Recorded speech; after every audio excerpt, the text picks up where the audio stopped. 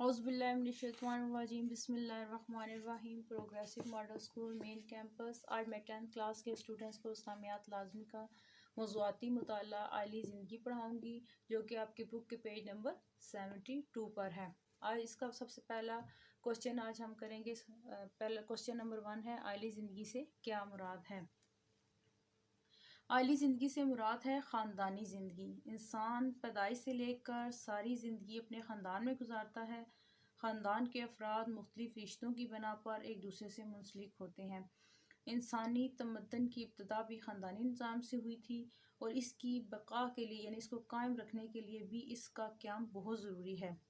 گویا خاندان معاشرے کا بنیادی جز ہے، اور معاشرے کے اثرات خاندان پر بھی مرتب ہوتے ہیں۔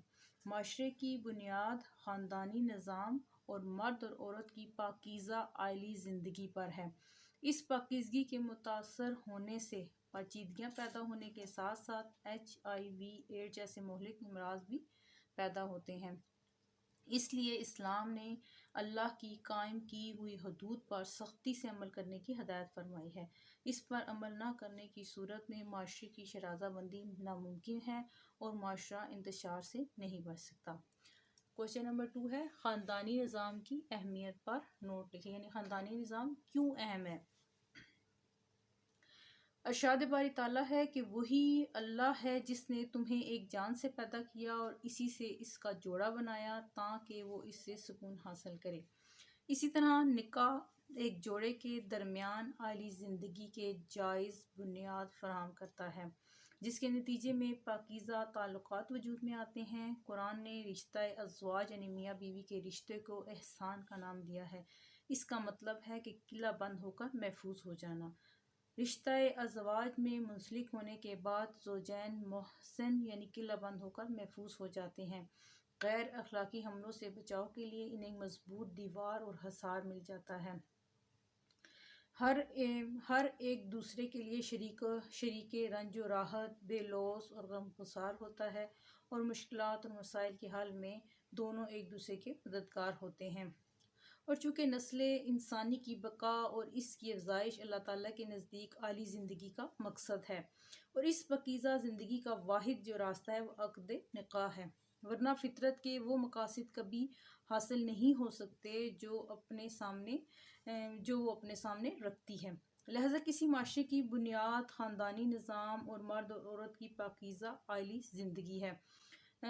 جب اس کی بنیاد کو نست و نبود کر دیا جائے تو معاشرے کی شرازہ بندی کسی طرح سے ممکن ہی اور اسے انتشار سے نہیں بچایا جا سکتا۔ اسی لیے اللہ تعالیٰ نے اعلی زندگی کے استحکام اور بقا کے لیے بہت واضح ہدایات فرما دی ہیں۔ اللہ تعالیٰ نے شوہر اور بیوی کے تعلق کو محبت اور رحمت کا تعلق قرار دیا ہے۔ ارشاد باری تعالیٰ ہے، اور اللہ کی نشانیوں میں سے ہے، اور اس نے تمہاری ہی جانوں سے تمہارے جوڑے پیدا کیے تاکہ تم ان سے سکون حاصل کرو، اور اس نے تمہارے درمیان محبت اور رحمت پیدا کر دی۔ گویا شوہر اور بیوی کا تعلق ایک طرف تو جبلت کی تسکین کا باعث ہے، اور دوسری طرف باہمی محبت، اعتماد، رحمت کا ایک رشتہ ان کے درمیان پیدا ہوتا ہے۔ دونوں روحانی تعلقات کی بنا پر شاہراہ حیات میں ایک دوسرے کے ہم سفر ہوتے ہیں، اور ایک مقدس معاہدے کے تحت ایک دوسرے کے غمخوار ہوتے ہیں۔ نیکسٹ کوسچن ہے، زوجین یعنی میاں بیوی کے ایک دوسرے کے کیا حقوق ہیں، یعنی ایک دوسرے پر ان کے کیا حقوق ہیں؟ اسلامی تعلیمات کے مطابق خاندان کی کفالت یعنی نان نفقہ مرد کی ذمہ داری ہے۔ اسے چاہیے کہ وہ اپنی مالی حالت کے مطابق بیوی بچوں کے اخراجات، لباس اور مکان کا بندوبست کرے۔ بیوی کو اپنے مہر میں دی گئی رقم یا دیگر اپنی ذاتی مالکیت رکھنے اور کاروبار کرنے کا جائز حدود میں اختیار ہے۔ بیوی کے ساتھ اچھا سلوک کرے، اس پر ظلم و زیادتی نہ کرے، اور اس معاملے میں اللہ تعالیٰ سے ڈرے اور عدل و احسان کا رویہ اختیار کرے۔ وراثت کے حقوق شریعت کے مطابق ادا کرے، اور اللہ تعالیٰ نے فرمایا ہے کہ نیک عورتیں فرمانبردار اور شوہر کی عدم موجودگی میں اس کے گھر کی محافظ ہوتی ہیں۔ اگرچہ عورت پر اولاد کی کفالت کی ذمہ داری نہیں ہے، تاہم پڑھی لکھی اور ہنرمند خواتین حیا اور پردے کا خیال رکھتے ہوئے ملازمت اور ہنرمندی کے دیگر کام کر کے روزی کما سکتی ہیں۔ ہمارے ملک کی اکثر خواتین کو اپنے ان حقوق سے آگاہی حاصل نہیں ہے۔ بیوی کا فرض ہے کہ وہ شوہر کی عدم موجودگی میں اس کی تمام اشیاء کی ایک مقدس امانت اس کی تمام اشیاء کی ایک امانت کی طرح حفاظت کرے، اس کے راز کسی کو نہ بتائے، گھر کی باتیں دوسروں کو نہ بتائے، اور اس کے اموال اور اشیاء کے ساتھ ساتھ اس کی آبرو اور اس کی نسب و نسل کی بھی حفاظت کرے۔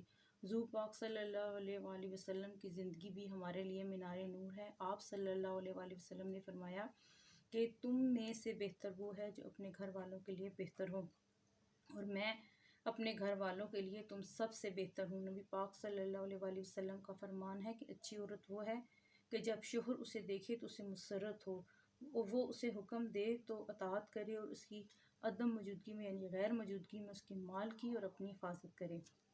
نیکسٹ کوسچن ہے کہ اولاد کے حقوق و فرائض کے بارے میں تحریر کریں۔ اسلام میں والدین پر اولاد کے حقوق مقرر ہیں۔ اللہ تعالیٰ نے فرمایا ہے کہ اے اہل ایمان، اپنے آپ کو اور اپنے اہل خانہ کو دوزخ سے بچاؤ۔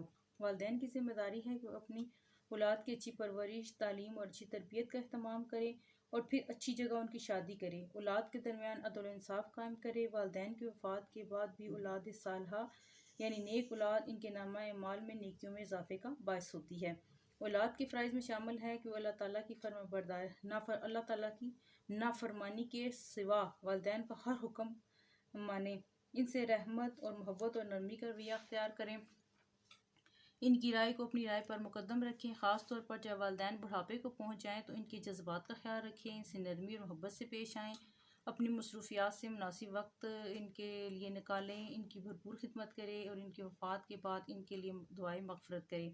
جیسا کہ قرآن پاک میں ارشاد ہے کہ ان دونوں کو اف بھی نہ کہو اور نہ ہی انہیں جھڑکو، ان سے نرمی سے بات کرو اور رحمت کے ساتھ عاجزی کے بازو ان کے لیے جھکائے رکھو، کہو اے رب ان دونوں پر رحم فرما جیسا کہ انہوں نے مجھے بچپن میں پالا۔